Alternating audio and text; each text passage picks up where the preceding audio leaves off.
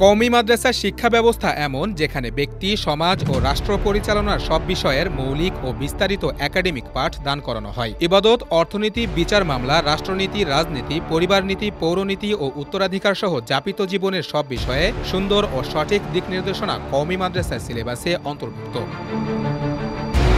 কোরআন হাদিসের একাডেমিক শিক্ষা ও প্রায়োগিক চর্চার যত পদ্ধতি পৃথিবী জুড়ে চালু আছে তার একটি কার্যকরী ও ব্যাপক সফল পদ্ধতির নাম কওমি শিক্ষা ব্যবস্থা। আরব বিশ্ব, ইউরোপ, আমেরিকা, আফ্রিকা, অস্ট্রেলিয়া সহ পুরো দুনিয়ায় এই শিক্ষা ব্যবস্থার শাখা প্রশাখা পাওয়া যায়। এটা কওমি শিক্ষা ব্যবস্থার সফলতার বড় প্রমাণ।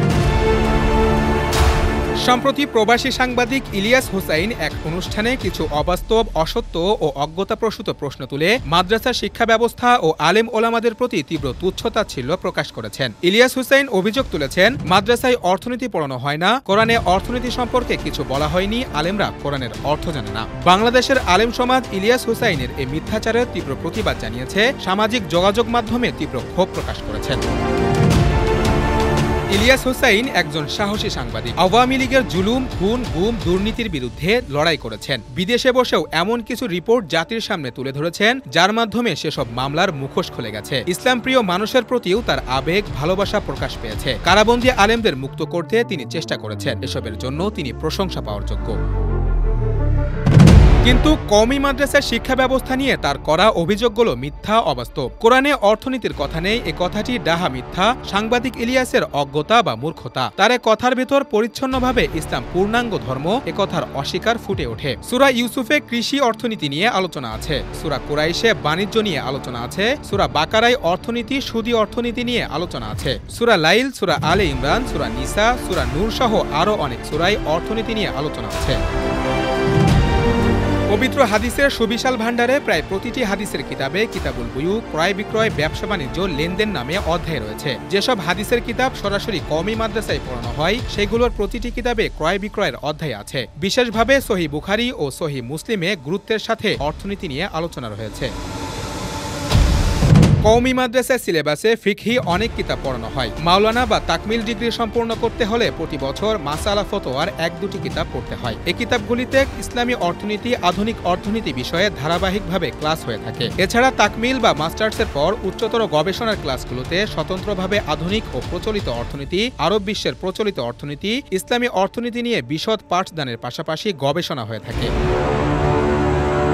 বাংলাদেশের অনেক ব্যাংক, বিমা ও আর্থিক প্রতিষ্ঠানের বিভিন্ন পরিষদে আধুনিক ও ইসলামী অর্থনীতিতে পারদর্শী অভিজ্ঞ আলিমগণ কাজ করছেন। আর্থিক প্রতিষ্ঠানের প্রতিনিধি হয়ে তারা দেশ বিদেশের বিভিন্ন ট্রেনিং, সফর ও চুক্তি করছেন। শাহজালাল ইসলামী ব্যাংক লিমিটেডের শরিয়া সুপারভাইজারি কমিটির চেয়ারম্যান হিসেবে কাজ করছেন বিশিষ্ট ইসলামী অর্থনীতিবিদ ও গবেষক মুফতি শাহেদ রহমানী। এর আগে আল্লামা আব্দুল হালিম বুখারী রহমাতুল্লাহি আলাইহি একই পদে দায়িত্ব পালন করেছেন। ইসলামী ব্যাংক লিমিটেড ও সোশ্যাল ইসলামী ব্যাংক লিমিটেডের শরিয়া সুপারভাইজারি কমিটির চেয়ারম্যান হিসেবে দায়িত্ব পালন করছেন পটিয়া মাদ্রাসার সাবেক পরিচালক মাওলানা ওবায়দুল্লাহ হামজা। একই সাথে তিনি ফার্স্ট সিকিউরিটি ইসলামী ব্যাংক লিমিটেড ও এনআরবিসি ইসলামী ব্যাংক লিমিটেডের শরিয়া সুপারভাইজারি কমিটির সদস্য হিসেবেও দায়িত্ব পালন করছেন। পাশাপাশি সেন্টার ফর জাকাত ম্যানেজমেন্টের সদস্য হিসেবেও দায়িত্ব পালন করছেন।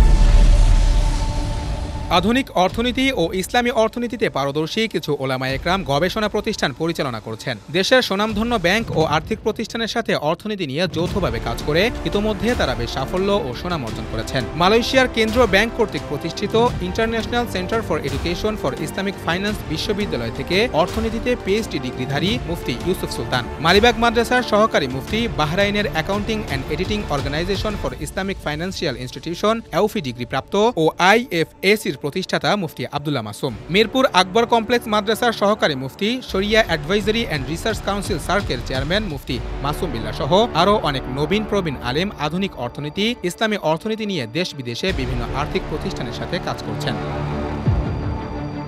ইসলামী ব্যাংকিং পদ্ধতির ব্যাংকগুলোতে মুদারাবা, মুশারাকা, ওয়াকফ ডিপোজিট, মুরাবাহা, আমানত ইত্যাদি শব্দ ব্যাপক প্রচলিত। এসব শব্দ ইসলামী অর্থনীতিরই শব্দ। বর্তমান আধুনিক অর্থনীতি ইসলামী অর্থনীতি নিয়ে চলে। তাহলে ইসলামে অর্থনীতি নেই বা আলেম সমাজ অর্থনীতি নিয়ে পড়াশোনা করে না, এসব কথা বলা অবশ্যই নিজের অজ্ঞতা, মূর্খতা ও নোংরামির কুৎসিত প্রকাশ। বাংলাদেশের অনেক মাদ্রাসা থেকে মাসিক, পাক্ষিক, সাময়িক পত্রিকা বের হয়ে থাকে, যেমন মাসিক আল কাউসার, মাসিক আল আবরার, মাসিক মঈনুল ইসলাম, মাসিক আল জামিয়া, মাসিক আন নসিয়া ইত্যাদি। এসব পত্রিকায় প্রশ্নোত্তর বিভাগে দেশ বিদেশ থেকে অসংখ্য মানুষ ইসলামী অর্থনীতি, আধুনিক অর্থনীতি নিয়ে প্রশ্ন করেন। সুযোগ্য মুফতি সাহেবগণ এসব প্রশ্নের উত্তর দিয়ে থাকেন। যদি মাদ্রাসায় অর্থনীতি পড়ানো নাই হয়ে থাকে, কোরআনে যদি অর্থনীতির কোনো কথা বলাই না হয়ে থাকে, তাহলে আধুনিক অর্থনীতির এসব প্রশ্নের উত্তর তারা দিচ্ছেন কিভাবে? মানুষ তাদের কাছে প্রশ্ন পাঠাচ্ছেনই বা কেন?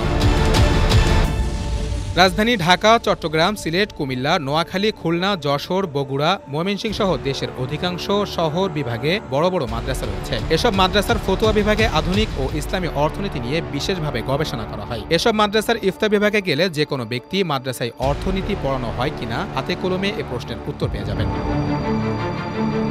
বাংলাদেশের প্রধান সারির বেশ কয়েকটি জাতীয় দৈনিক পত্রিকায় ইসলাম পাতা আছে। এসব পত্রিকায় নিয়মিত অর্থনীতি, ইসলামী অর্থনীতি নিয়ে কলাম, প্রবন্ধ, মাসলা মাসাইল, গবেষণা প্রকাশিত হয়ে থাকে। দেশের প্রথিতযশা আলেম ও গবেষক মুফতিবৃন্দ অর্থনীতি নিয়ে এসব পত্রিকায় লিখে থাকেন। এসব তথ্য ও বাস্তবতা থেকে প্রমাণিত হল, সাংবাদিক ইলিয়াস হুসাইন কওমি মাদ্রাসার সিলেবাস সম্পর্কে কোনো ধারণা না নিয়ে, কোনো অনুসন্ধান না করে, কোনো যাচাই না করেই অভিযোগের বিষাক্ত তীর ছুঁড়েছেন, তুচ্ছ-তাচ্ছিল্য প্রকাশ করেছেন। অথচ এটা তার নিতান্তই অজ্ঞতা, পরিষ্কার মূর্খতা। ইলিয়াস হুসাইন ওলামা ইকরামের খেদমত, কৃতিত্ব, মেহনত, গবেষণা সম্পর্কে খোঁজ খবর না নিয়েই গুরুতর অভিযোগ উত্থাপন করেছেন। অত্যন্ত নিচুতার পরিচয় দিয়ে ওলামা ইকরামকে অযোগ্য প্রমাণের কুচেষ্টা করেছেন। অজ্ঞতাসুলভ বিদ্বেষ থেকে অভিযোগ চাপিয়ে দিয়েছেন পুরো কওমি সমাজের উপর। অথচ বাস্তবতা হলো, কওমি মাদ্রাসায় ইসলামী ও আধুনিক এসব বিষয় সর্বোচ্চ গুরুত্বের সাথে পড়ানো হয়, গবেষণা করা হয়।